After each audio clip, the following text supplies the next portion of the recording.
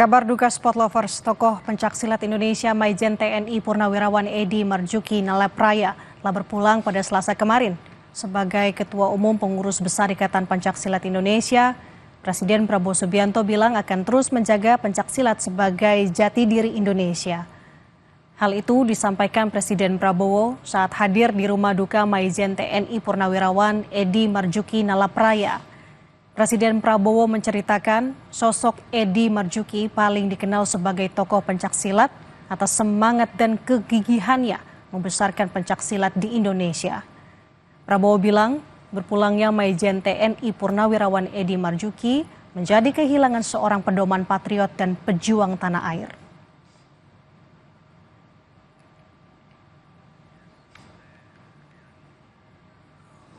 Kita mengenal beliau sebagai yang pertama adalah seorang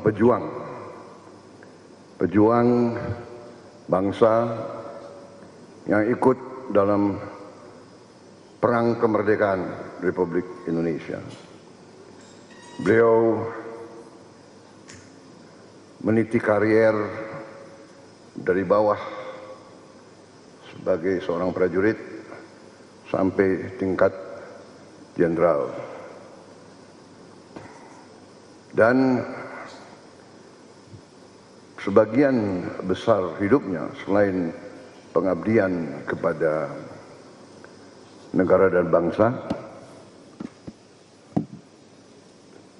sebagai anggota Tentara Nasional Indonesia, beliau juga sangat besar peranannya dalam membina pencaksilat Indonesia. Sekali lagi kita kehilangan pejuang yang memberi contoh yang baik. Sementara itu, Menteri Pemuda dan Olahraga Dito Aryo Tejo juga mengenang almarhum Edi Nalapraya sebagai sosok pahlawan pencaksilat. Dito menyebut almarhum Edi memiliki keinginan yang sama dengan Presiden Prabowo Subianto, yakni membawa olahraga pencaksilat agar dikenal di kancah internasional. Bukan hanya sebagai warisan budaya Indonesia, pencaksilat diharap dapat mengikuti Olimpiade yang salah satunya disebut Menpora sedang dibahas bersama negara Senegal untuk menyelenggarakan pertandingan pencaksilat. Ya, Pak Edi Nalapraya adalah sosok yang kami sampaikan ini pahlawan pencaksilat karena beliau di masa hidupnya ini kontribusi dan kecintaannya kepada pencaksilat ini nyata. Jadi tidak pernah luput semua perkembangan pencaksilat itu, bahkan sampai sebelum beliau masuk rumah sakit terakhir itu selalu menghadiri acara pencaksilat bersama saya. Jadi saat ini pencaksilat yang makin mendunia ini peran besar dari beliau juga, dan insya Allah semua pengorbanannya akan kami teruskan dan sesuai arahan Bapak Presiden bagaimana memperjuangkan pencaksilat sampai di kancah Olimpiade. Saat ini untuk pencaksilat sendiri untuk Federasi Internasional sudah lolos dari WADA, jadi anti doping dunia, itu adalah salah satu syarat untuk recognize untuk Olimpiade. Dan saat ini ada potensi kami sedang berdiskusi dengan Senegal, yaitu tuan rumah Youth Olympic Games, di mana ada kemungkinan bisa dipertandingkan di sana, tapi ini sedang menunggu diplomasi resminya, dan ini akan kita kejar langkah-langkah.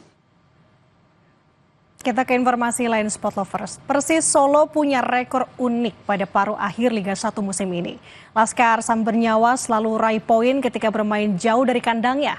Yang terbaru, anak asuh Ong Kim Sui menang 2 gol tanpa balas dari tuan rumah PSBS Biak. Stadion Manahan Solo, Jawa Tengah tuahnya diragukan musim ini. Bagaimana tidak, sang tuan rumah Persis Solo justru sering apes jika bermain di sini. Hasil seri dan kalah cukup banyak diderita di Manahan. Dari 16 laga tandang, Persis berhasil menang di 5 pertandingan. Namun, ketika bermain di Manahan, Persis hanya bisa menang 4 kali. Terakhir, Ramadan Sananta dan kawan-kawan menang atas PSBS Biak di Stadion Lukas NMB 2 gol tanpa balas. Hasil ini menghentikan langkah impresif tuan rumah yang sebelumnya melalui 8 pertandingan tanpa kalah. Fenomena ini menarik, namun pelatih Ong Kim Sui meminta anak asuhnya menganggap semua pertandingan sama. faktor yang sudah kita lihat dan nilai apabila bermain di Menahan, ya. Namun rekod yang tidak begitu baik. Tapi rekod tujuan rekod adalah untuk kita perbaiki. Ya, dan saya percaya pemain mempunyai tahap pemikiran yang lebih baik untuk pertandingan esok, dan saya percaya kalau kita terus berusaha dan pemain menunjukkan sikap positif seperti pertandingan yang lepas, kita mampu mendapatkan keputusan yang baik. Kini di 2 laga sisa, Persis memiliki 1 pertandingan kandang dan 1 tandang. Jika ingin tetap berada di Liga 1, Musa Sidibe dan kawan-kawan wajib meraih poin penuh di 2 laga tersebut. Wedi Nugroho, Kompas TV, Solo, Jawa Tengah.